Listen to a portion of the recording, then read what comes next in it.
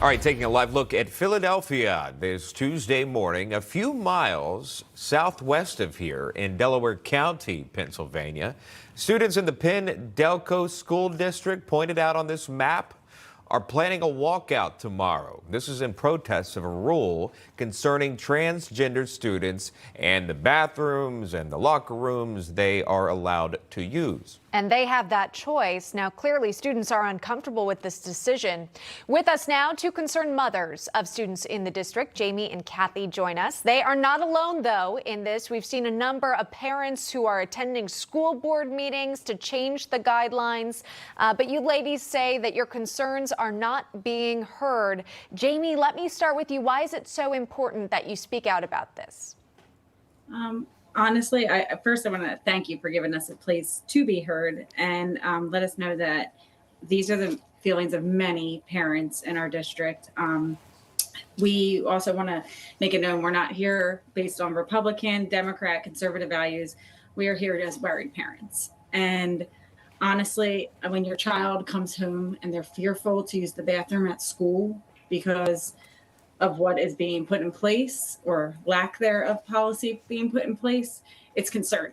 So, I mean, you got to stand up for something or you fall for anything. So here we are. Kathy, here we are, according to Jamie here, talking about this, and I'm glad you're pointing this out here. This is really, politics aside, this has been a big concern for parents. It's been a major concern for students, specifically female students playing in sports, obviously the bathroom choices, etc.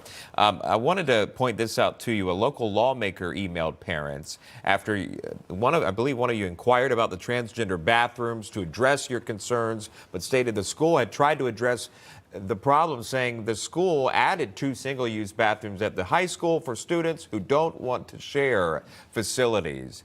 And here's the school response. Is that enough for you, Kathy?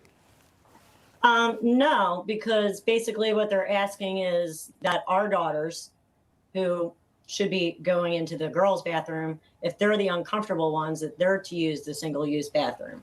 That single use was not laid out just for the handful of children who have made decisions on their own. Ours are the ones that are being outplaced. They're being forced to use that single-use bathroom. And for a lot of these kids, that's a tall tale. They're asking them to go halfway across the school to use a single-use bathroom because they're uncomfortable because of 1 or 2 other students. And we just don't find it right for our daughters, for our sons as well. It's a very uncomfortable situation for them all. Sure. And we understand, like I said, parents who would have daughters and sons in the school district have come forward expressing these concerns. Jamie, we'll just end with this. You know, it can be tough. We know high school is a difficult time for a lot of students. They're changing, they're figuring out where they want to go to college, what they want to do with their lives. Talk to me about your daughter and how maybe has this been a difficult decision for her to speak out against this and how she feels uncomfortable? Actually, it has, which is why I started speaking out the way that I did, because she doesn't like confrontation. She doesn't want her teachers to think less of her or her peers. And I think that's where most kids stand on this topic. We've spoke to a lot of students, and at the end of the day, they just want to feel safe in a very vulnerable situation. And we're not saying that we don't think that every child should be, because that's truly what we believe. We just don't want it done at the expense of our children.